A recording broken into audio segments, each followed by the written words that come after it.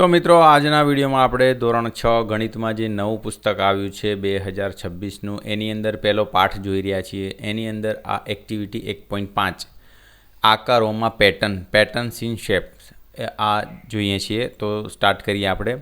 તો એમાં પહેલો ટોપિક જે લખ્યો છે કે ગણિતમાં જોવા મળતી અન્ય મહત્વપૂર્ણ અને મૂળભૂત પેટર્ન એ આકારોની પેટર્ન છે। આ આકારો 1, 2 અથવા 3 પરિમાણો એટલે કે 1D, 2D, 3D પરિમાણોમાં અથવા તો વધુ પરિમાણોમાં હોઈ શકે છે। ગણિતની જે શાખા આકારોમાં પેટર્નનો અભ્યાસ કરે છે તેને ભૂમિતિ એટલે અંગ્રેજીમાં જ્યોમેટ્રી કહેવાય છે। તો આની વાત કરી છે કે ગણિતમાં જોવા મળતી અન્ય મહત્વપૂર્ણ અને મૂળભૂત પેટર્ન જે અમુક સ્પેશિયલ આકાર રચે છે।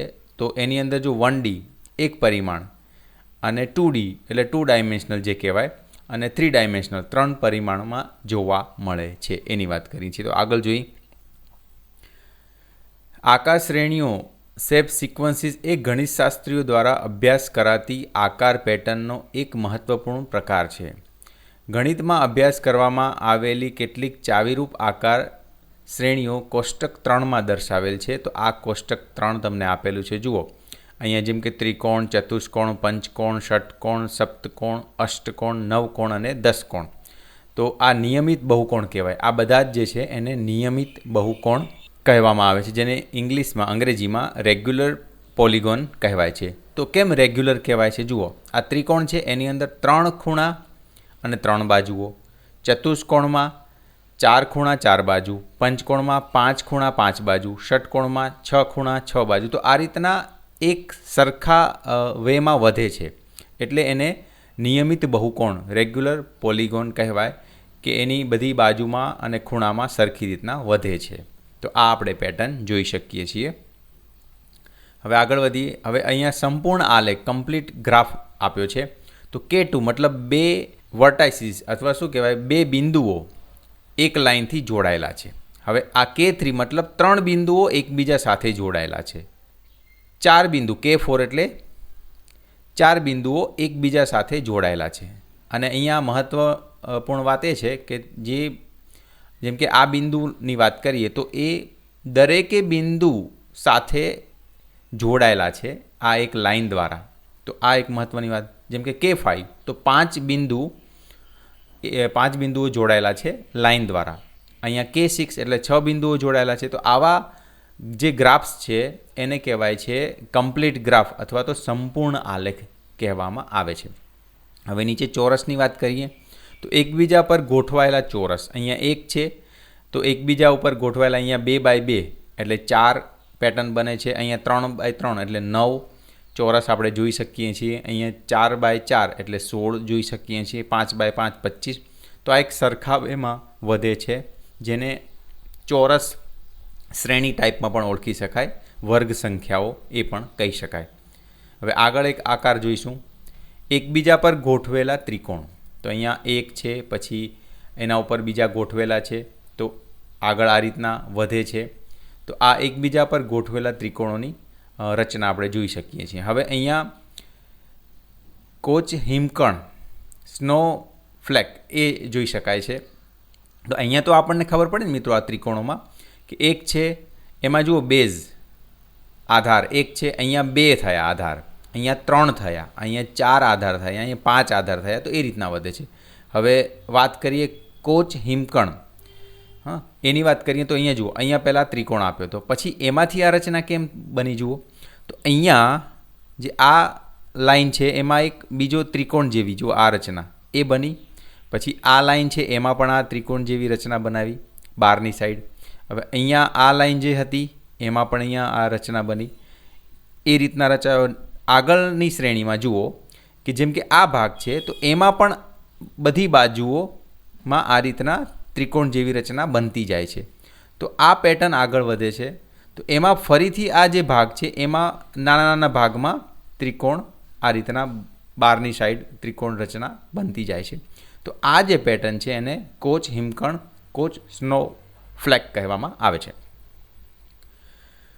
હવે વિચારો અને શોધોની અંદર પહેલું છે શું તમે કોષ્ટક 3ની દરેક શ્રેણીમાં પેટર્ન ઓળખી શકો છો? તો મિત્રો હા આપણે કહીશું, કારણ કે જુઓ જેમ કે ત્રિકોણ છે તો 3 ખૂણા 3 બાજુઓ એક પેટર્ન છે. ચતુષ્કોણમાં 4 ખૂણા અને 4 બાજુ છે. પંચકોણમાં 5 ખૂણા અને 5 બાજુ છે. તો આ એક પેટર્નમાં જાય છે. ષટકોણની વાત કરીએ તો 6 ખૂણા અને 6 બાજુઓ સરખી છે. પછી સપ્તકોણમાં 7 ખૂણા 7 બાજુ 3 4 5 6 7 છે ને, અને 7 બાજુઓ. 8માં અષ્ટકોણ જેને ઓક્ટાગોન કહે છે, એમાં 8 બાજુ 8 ખૂણા છે.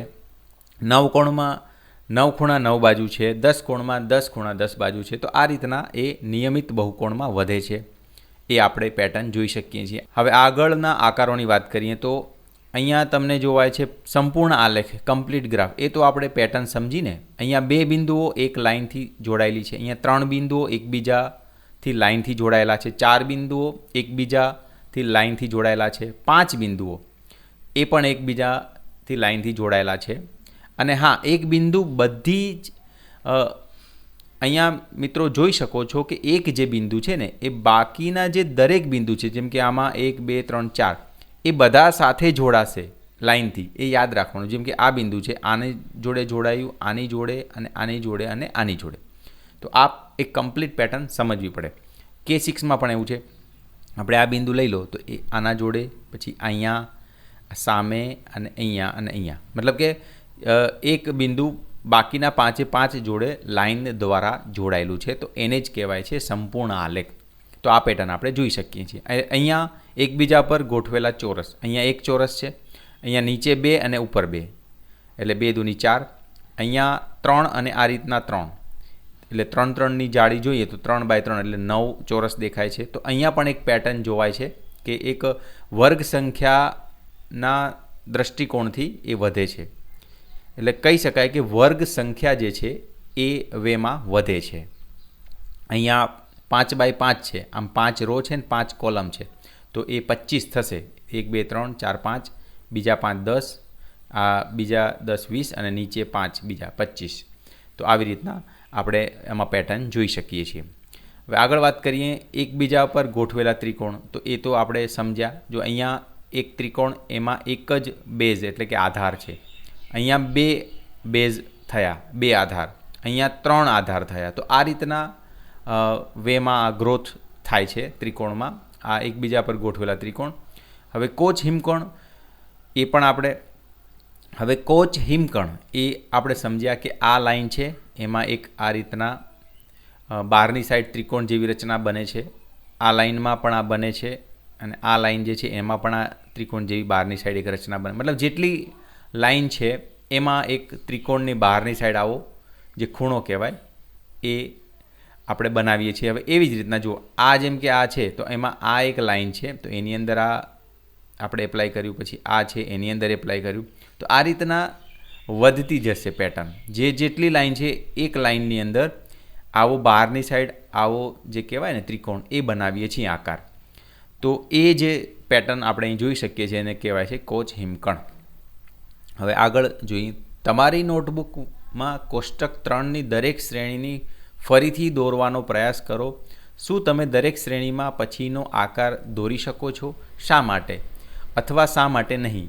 દરેક શ્રેણી પછી તમારા પોતાના શબ્દોમાં વર્ણવો કે શ્રેણીમાં આકારો બનાવવા માટેનો નિયમ અથવા પેટર્ન શું છે.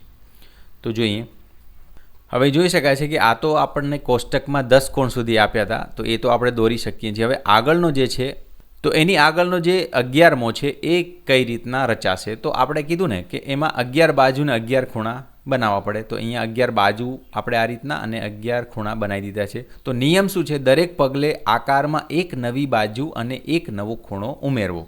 તો ગાણિતિક સૂત્ર બી એનું આ રીતના બની શકે. n બાજુ હોય તો n+1 બાજુ કરી દેવાની. તો આ એક નિયમ જે છે, નિયમિત બહુકોણમાં આપણે આ નિયમ એપ્લાય કરી શકીએ છીએ. હવે આગળ છે સંપૂર્ણ આલેખ. તો અહીંયા K2 થી K6 તો આપણે સમજ્યા હતા. તો આ રીતના આપણે K7 ડ્રો કરી શકીએ. તો નિયમ શું છે? એક નવું બિંદુ ઉમેરો અને તેને અગાઉના તમામ બિંદુઓ સાથે સીધી રેખામાં જોડો. તો આ નિયમ થઈ ગયો. તો આ જે K6 હતો એમાં એક બિંદુ એડ કરી દીધું અને એ બિંદુ બાકીના દરેક બિંદુ સાથે એક રેખા દ્વારા જોડાશે. તો આ 7 બિંદુવાળો સંપૂર્ણ જે આલેખ છે એ આપણે કમ્પ્લીટ ગ્રાફ રેડી કરી દીધો. આગળ જોઈશું. હવે વાત કરીએ એકબીજા પર ગોઠવેલા ચોરસ. તો એ પણ આપણે પેટર્ન જોવા મળે છે. અહીંયા એક છે, બરાબર, અને એમાં શું કર્યું કે રો અને કોલમ બંનેમાં એક એક બાજુ એક એક એડ કર્યા. તો અહીંયા ઉપરની સાઈડ રોમાં પણ એક આમ એડ કરીએ છીએ અને કોલમમાં પણ એક. તો આ રીતના 2x2ની એક જાળી બની. તો એમાં 3x3ની, પછી 4x4 અને 5x5. તો એમાં આપણે નેક્સ્ટ જે છે 6ની કઈ રીતના એડ કરી શકીએ જુઓ. એક આખો સ્તંભ એડ કર્યો, બરાબર, અને એક આખી રો એડ કરી. તો આનાથી જે આપણને મળ્યું 6x6 ગ્રીડ, કુલ 36 નાના ચોરસ. તો આ રીતના બને છે. અહીંયા નિયમ પણ લખ્યો છે, દરેક વખતે વર્તમાન ગ્રીડમાં એક નવી હરોળ અને એક નવો સ્તંભ ઉમેરો. ચોરસ સંખ્યાઓ 1, 4, 9, 16, 25 આવી રીતના મળે છે, એ આપણને ખબર છે. હવે નેક્સ્ટ જોઈ એકબીજા પર ગોઠવેલા ત્રિકોણ. એમાં પણ આપણે સમજ્યા હતા. અહીંયા એક આધાર છે, અહીંયા 2 આધાર, અહીંયા 3, અહીંયા 4, 5. તો એમાં નેક્સ્ટ કયો બનશે? આવો બનશે 6 આધારવાળો, 6 પાયાવાળો ત્રિકોણ. એમાં નિયમ જોઈએ તો પાયામાં એક નવો ત્રિકોણ ઉમેરી નવી અને મોટી હરોળ બનાવો. આ આખો આકાર ત્રિકોણીય સંખ્યાઓ દર્શાવે છે. ત્રિકોણીય સંખ્યાઓ 1, 3, 6, 10, 15 આવી રીતના હોય છે. પછી કોચ હિમકણ. તો આમાં નિયમ જોઈએ તો આ એક ફ્રેક્ટલ છે. દરેક સીધી રેખાના મધ્ય ભાગને દૂર કરી ત્યાં બહારની તરફ ખુલતો સમબાજુ ત્રિકોણ બનાવો.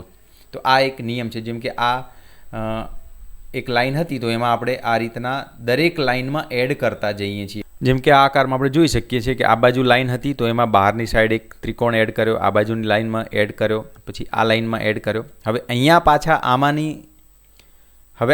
જે આ લાઈનો બને છે એમાં ફરીથી બહારની બાજુ ત્રિકોણ બનાવ્યો.